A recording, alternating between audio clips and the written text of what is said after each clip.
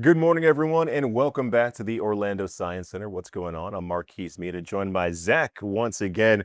And all throughout the month of April, of course, we've been highlighting Conservation Month, and we've got a really cool make-at-home project for you fine folks, right? We're going to be highlighting how to make a makeshift beehive. Yeah, exactly. So we're going to be learning a little bit about bee houses today. This is very similar to a bird house, but I would argue a little easier to make. All you need is a little bit of sturdy wood, maybe a good fresh coat of paint. You can decorate it, of course, but there are a few design restraints that you need to follow in Okay. order for it to be a proper bee house. So the first and probably most obvious is this front panel right here. It is completely missing. It's not a little hole for a bird to fly through, but it has all of those little tubes. This is because we are focusing not on a hiving bee that has like a queen and a whole hive system, but instead this is a solitary bee species. These are things like ground bees, reed bees, mud bees, stuff like that. Okay. They are very, very vital for gardening and pollination, but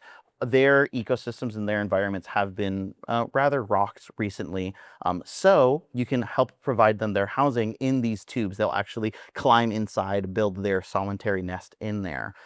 So you want these tubes, you can find their natural reeds, or you can purchase compostable ones that you would throw out at the end of every year when they migrate away, and then replenish them before the new bee season starts. It's really cool. I feel like these tubes do a good job of representing that honeycomb pattern that you see in beehives. Exactly, yeah, it's that exact representation as well. They like being nestled in there. They'll actually build different structures, so different species of bees will build different structures in the tubes, so you'll be able to tell what species of bee when you go ahead and cut through the tubes at the end of the season. Okay. The other important thing is an overhang. You can see right here, I have a little bit of a lip off of the roof. That helps predators not be able to access the bees on the inside. Acts as a little bit of extra protection for them.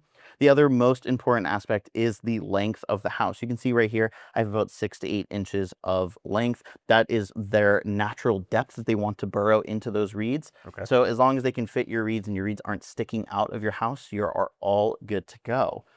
And then the last thing is you just need it in a sturdy place and you want it facing north. That's going to get the most amount of sunlight, and that's going to help give them their circadian rhythm, that day-night cycle. That's really important for those bee species.